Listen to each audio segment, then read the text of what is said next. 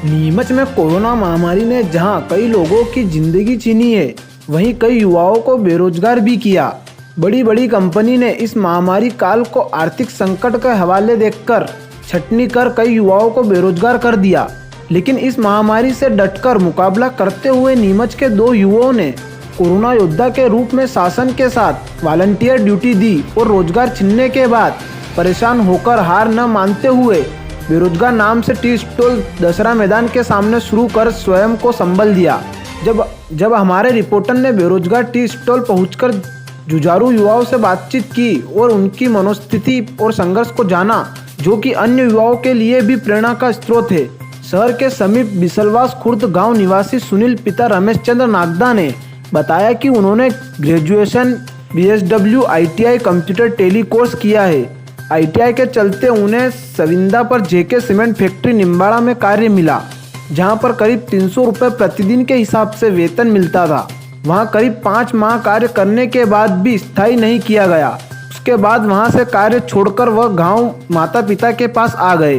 उसके बाद CRPF में इलेक्ट्रिशियन का जॉब मिल गया, जहां पर माह का 10,000 रुपये से ज़्यादा का वेतन मिलता था। लेकिन कोरोना महामारी के चलते उन्हें कार्य से निकाल दिया गया। उसके बाद उन्होंने बगाना थाने में नगर सुरक्षा समिति के तहत 2 माह निःशुल्क कोरोना योद्धाओं के रूप में सेवा दी। इस दौरान बचत किया पैसा भी खत्म हो गया। वह बेरोजगारी से जूझ रहे पिता ओकरदास बैरागी, जो कि BSCC ग्रेजुएट है, वह पूर्व ट्रेको प्लेयर्स में सेल्स पद पर कार्यरत थे। उसके बाद पार्लेजी कंपनी में सेल्स पद पर नियुक्त हुए। कोरोना महामारी के चलते उन्हें भी नौकरी से निकाल दिया। दोनों मित्र का दर्द एक सा था और आर्थिक संकट और बेरोजगारी से जूझ रहे थे।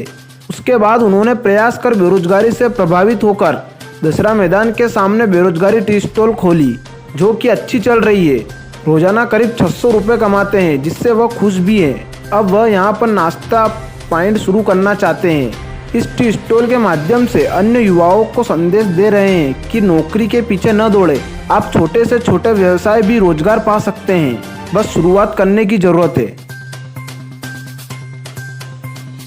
उद्देश्य यही है कि मान लो बेरोजगार जो युवा हैं, काफ़ी ग्रेजुएट होने के बावजूद भी अगर उनकी नौकरियां नहीं लगती है, तो वो किसी भी काम को छोटा बड़ा नहीं समझते हुए अपना कोई सा भी खुद का काम करे।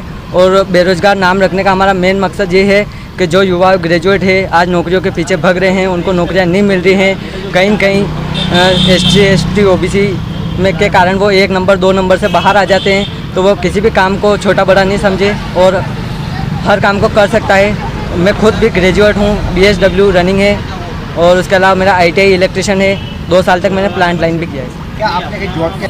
जी सर, हालात ये बने कि कहीं कहीं 1 नंबर 2 नंबर से बाहर आ जाते हैं और एक्चुअली हम जनरल में आते हैं सर।